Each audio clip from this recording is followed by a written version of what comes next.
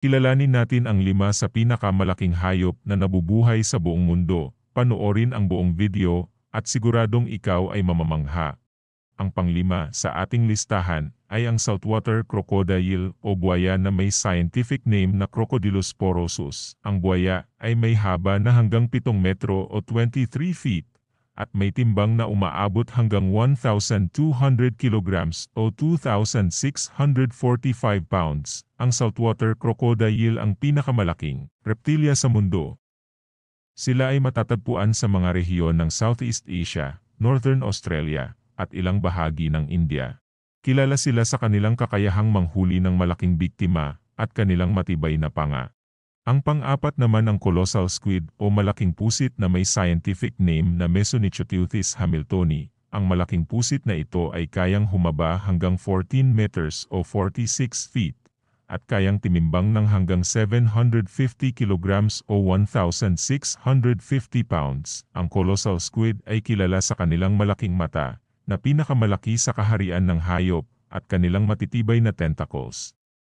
Sila ay matatagpuan sa malalalim na bahagi ng Southern Ocean.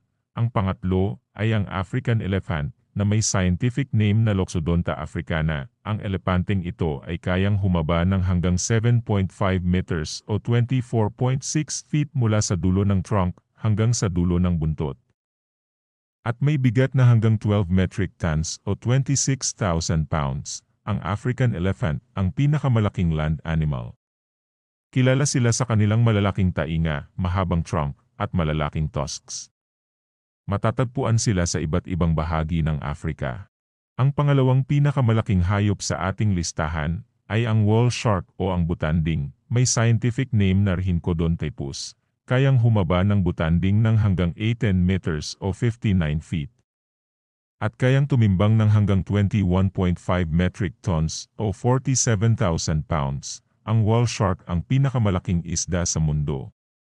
Sila ay kilala sa kanilang mga dot pattern sa katawan at pagiging gentle giants, kadalasang kumakain ng plankton at maliliit na isda. Ang blue whale o ang tinatawag nating balyena, ang pinakamalaki sa lahat ng hayop na nabubuhay sa buong mundo. Meron itong scientific name na Balaenoptera musculus. Umaabot ang haba nito ng hanggang 30 meters o 98 feet.